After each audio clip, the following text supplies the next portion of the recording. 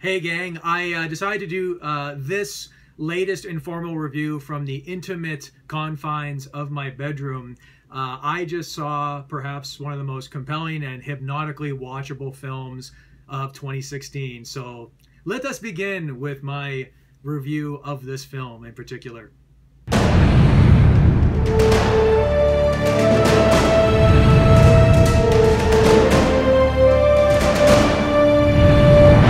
One of the main reasons I'm doing this informal review in this manner and not in the common manner that I've tried to hold myself to, and that is giving my spontaneous thoughts about a movie on a car ride home directly after seeing the film, is because I was not afforded the opportunity to see Midnight Special in a cinema here in Saskatoon. I was able to watch it via Xbox Video, via my Xbox One, just a few minutes ago, as a matter of fact.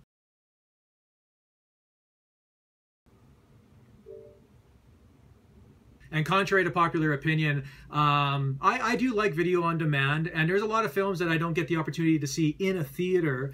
I try to see as many as possible. I see anywhere from 120 to 130 films a year, and sometimes I get lazy and I miss a few. But in this film's case, I had to watch it on video on demand because I couldn't see it in a cinema in the city.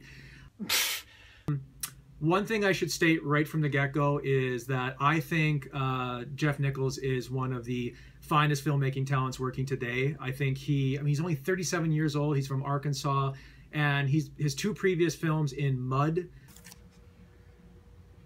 from 2011 and Take Shelter from 2012, were two of the very best films of their respective years. And if you haven't seen either of them yet, you should really get to it, because it'd be a lot cooler if you did.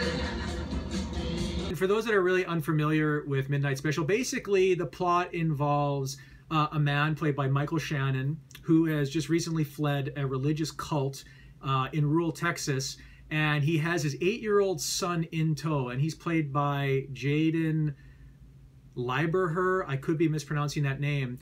And an Amber Alert has been issued because the authorities think that the child has been abducted from this religious cult.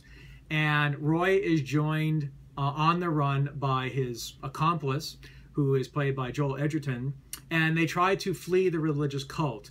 Now, what the film very slowly and patiently relays is that this is no ordinary child, because he certainly possesses, shall we say, otherworldly abilities that certainly does not make him a mortal human being. So they're on the run, and not only are there elements of the religious cult hot on their trail, but also the FBI has gotten involved, and one of the FBI agents, who's played really well by Adam Driver, you may remember him from The Force Awakens just recently, he is hot on the trail of both the father and his accomplice and the child. And in the meantime, the father meets back up with the child's biological mother, who has gone into hiding. She's played by Kirsten Dunst. And everything is building towards a specific date during which time something will happen. And that's all I'm going to say about the plot of this film, because it all culminates to that. I think Midnight Special, if anything, really sort of reiterates Jeff Nichols as a director that wants to further explore like genre tropes and accoutrements without being sort of slavishly dependent on them. And I mean, this is probably his attempts at making a bona fide supernatural thriller science fiction film. And I think the best accolade that I could probably bestow upon it is it really feels like the type of introspective science fiction film that a Steven Spielberg of the late 1970s would make. Now, of course, I'm not trying to compare Jeff Nichols to the greatness of the old Steven Spielberg of yesteryear, but there are definitive sprinkles of Spielbergian magic sort of laced within the film. You know, Nichols is certainly not the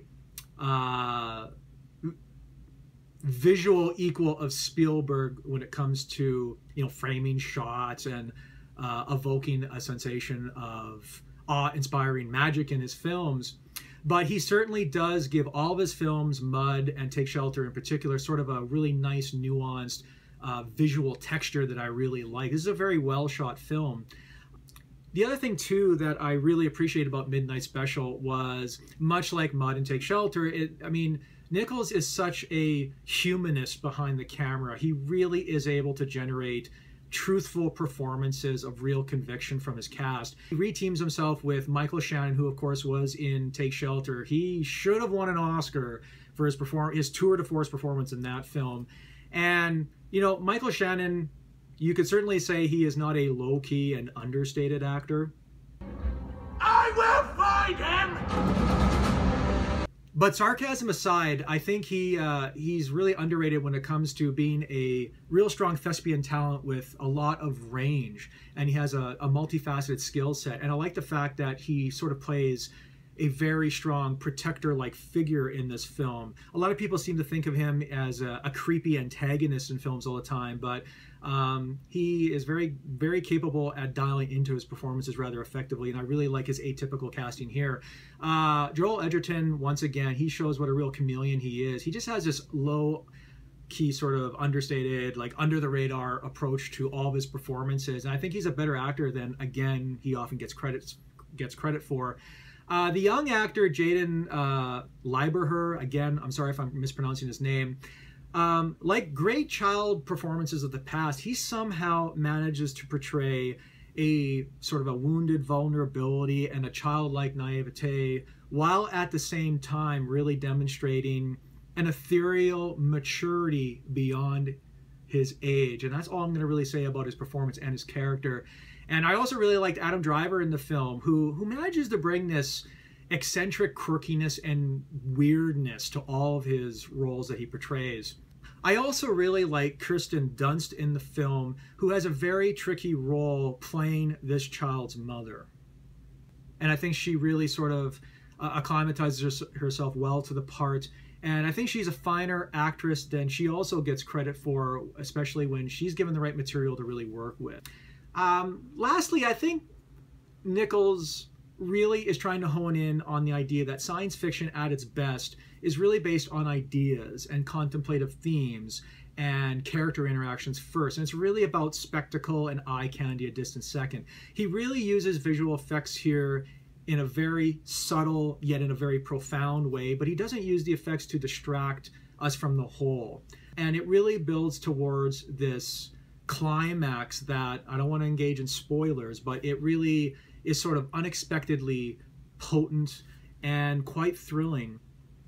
Shh, spoilers! I also really appreciated how the film leaves us guessing. It allows us, it's very patient. It allows us to take a journey in the film along with the characters of discovery. And it's not trying to methodically beat us down with exposition. And I like how the film doesn't waste a lot of time with filler or with explaining things. It just thrusts viewers right into the moment of the film, and it has a real stark immediacy that works really, really well. I mean, in closing, Midnight Special is such a very subtle and immersive film that I think a lot of people are sort of going to overlook it as a really good genre film from Nichols. And I don't certainly think it is as maybe powerful and moving as, say, Mud and Take Shelter, but nevertheless, as far as film offerings in 2016, I found it quite mesmerizing. I think Nichols, if anything, is a real strong auteur. I can't think of another director who has had such a solid trifecta of great, brilliant films like he has. I mean, Mud, Take Shelter, now Midnight Special. That's as strong of a grouping of films that you're going to have back to back to back from any director working today. So I highly recommend that you seek out Midnight Special on video on demand. It is definitely going to belong on my best films of the year when I compile that list in December. So let me know what you think about Midnight Special. Let me know what you think about Michael Shannon films in general and the science fiction genre as a whole. Please don't forget to like this video and subscribe to my channel. And I will see you at the movies, everybody. That is all. Carry on.